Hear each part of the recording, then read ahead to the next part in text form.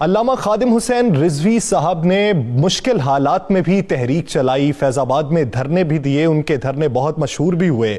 حالیہ جو دھرنا تھا، جو کچھ روز قبل دھرنا تھا، اطلاعات یہ ہیں کہ ان کی طبیعت پہلے سے ہی کافی ناساز تھی اور طبیعت کی ناسازی کے باوجود بھی وہ دھرنے میں شریک تھے۔ مستند خبریں ہیں کیا کہ ان کی طبیعت کتنے عرصے سے خراب تھی اور کون کون سی سیاسی جماعتیں ایسی ہیں جو انہیں استعمال کرنے میں ناکام رہی؟ بسم اللہ الرحمن الرحیم۔ الصلاۃ والسلام علیک یا سیدی یا رسول اللہ، الصلاۃ والسلام علیک یا سیدی یا حبیب اللہ۔ یا سر، شیخ الحدیث خادم حسین رضوی صاحب سے میرا تعلق نہ تو ایک صحافی والا تھا اور نہ ہی کسی اور معاملے میں۔ میں ان کا باقاعدہ ایک شاگرد بھی ہوں اور میرا ان سے بڑا ذاتی سا تعلق تھا اور وہ تعلق تا حیات رہے گا ان کی تعلیمات کے حوالے سے۔ خادم حسین رضوی صاحب نے تحریک شروع کی، اس تحریک کے ساتھ کتنے لوگ جڑے، چلتے گئے، آخرکار اس پاکستان کی ایک واحد وہ تحریک بن گئی جس کو کوئی سیاسی مقاصد نہیں تھے لیکن دینی مقاصد ایسے تھے کہ ان کی ایک آواز پر بڑے بڑے سیاستدانوں سے زیادہ لوگ اکٹھے ہوتے تھے، خود چل کر آتے تھے، کسی ٹرانسپورٹ کی ضرورت نہیں پڑتی تھی، اپنے پلے سے پیسہ خرچ کرتے تھے، لوگ ان کے جلسوں میں، جلوسوں میں، دھرنوں میں کھانا خود تقسیم کرتے تھے اور لوگ وہاں پر بارش، دھوپ، آندھی، طوفان کسی چیز کی پرواہ نہیں کرتے تھے۔ آخری وقت میں جب یہ دھرنے کا اعلان کیا انہوں نے 15 تاریخ کے، اور اس کے بعد پوری بھرپور طریقے سے کمپین شروع کی،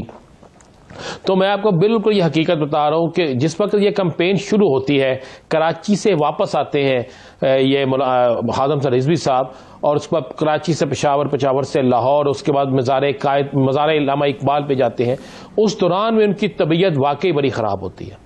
مگر وہ اپنی صحت کا 1% بھی خیال نہیں کرتے اور صبح سے لے کر شام تک لوگوں سے ملنا، لوگوں کو موبلائز کرنا، مختلف جگہوں پہ جانا، مختلف ٹیموں کو تشکیل دینا، خود تھے، ان کے بیٹے لگے رہے، ان کی فیملی لگی رہی، ان کے رفقا لگے رہے۔ اس دوران میں کئی دفعہ خادم رضوی صاحب کو کہا گیا کہ خادم رضوی صاحب آپ اپنی صحت کا خیال رکھیں، میڈیسن لے لیں، لیکن استاد، ہم انہیں استاد جی کہتے ہیں، تو استاد جی نے صرف ایک ہی بات کی تھی کہ اللہ نے جو مجھے ذمہ داری دی ہے کوشش کروں گا کہ اس ذمہ داری کو نبھا سکوں۔ اور جس وقت یہ دھرنے میں پہنچے ہیں، جس وقت یہ فیض آباد دھرنے میں پہنچے ہیں، تو اس وقت خادم رضوی صاحب کو 103 بخار تھا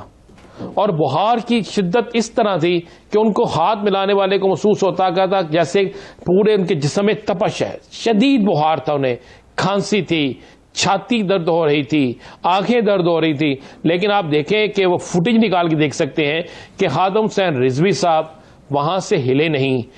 ڈٹے رہے اپنے، جب تک ان کا آخری کارکن وہاں سے نہیں چلا گیا اس وقت تک خادم حسین رضوی صاحب وہاں سے نہیں ہلے۔ اس کے بعد یہ لاہور آ گئے، لاہور ہمیں جو پتا چلا تو میں نے فیصل رضوی سے اور ان باقی لوگوں سے رابطہ کیا، تو انہوں نے کہا جی بابا جی کی طبیعت خراب ہے اور آج کل ملاقات نہیں ہو رہی، تو آرام کر رہے ہیں۔ تو بس اسی آرام پہ بھی، اس آرام کے دوران بھی وہ اپنے مختلف لوگوں سے رابطے رکھتے تھے۔ آخرکار مجبوراً انہیں زبردستی ڈاکٹر کے پاس لے جایا گیا، زبردستی ان کو میڈیسن دی گئی، زبردستی ان کو مجبور کیا گیا کہ آپ جائیں، جا کے علاج کرائیں۔ اور جس وقت ان کا آخری وقت تھا، یہ تصدیق کرتے ہیں ان کی فیملی کے لوگ کہ اس وقت بھی انہوں نے درود شریف ان کی زبان پہ تھا اور ایک انہوں نے زور سے نعرہ لگایا تھا تاجدار ختم نبوت زندہ باد، زندہ باد۔ تو یہ تھا۔ اب ایک بہت بڑی چیز جو جس کی طرف بہت سے لوگ جاننا چاہتے ہیں، مختلف لوگوں نے مختلف کہانیاں گڑیں ان کی زندگی میں۔ کسی نے کہا کہ خادم رضوی صاحب فلاں کے کہنے پہ دھرنا دیتے ہیں، کسی نے کہا فلاں کے کہنے پہ دھرنا دیتے ہیں۔ یہ میں آپ کو مصدقہ بات کہہ رہا ہوں، بالکل مصدقہ۔ کئی بڑی سیاسی جماعتوں نے کروڑوں روپے کی آفر کی، بے انتہا آفرز کی کہ آپ ان کی سیاسی جماعت کی حمایت کریں، آپ ان کی سیاسی جماعت کے ایجنڈے کو آگے لے کر چلیں، آپ ان کے کہنے پہ فلاں شخص کی مخالفت کریں۔ مگر خادم حسین رضوی صاحب نے نہ صرف اس کروڑوں روپے کی آفر کو ٹھکرایا بلکہ انہیں واضح اور کلیئر جواب دیا کہ مجھے یاد ہے کہ ایک وقت انہوں نے یہاں تک کہا، میں ان کے پاس بیٹھا تھا، انہوں نے مجھے کہا کہ میں نے تو یہاں تک کہہ دیا ہے کہ اگر ایک گلی کا بچہ بھی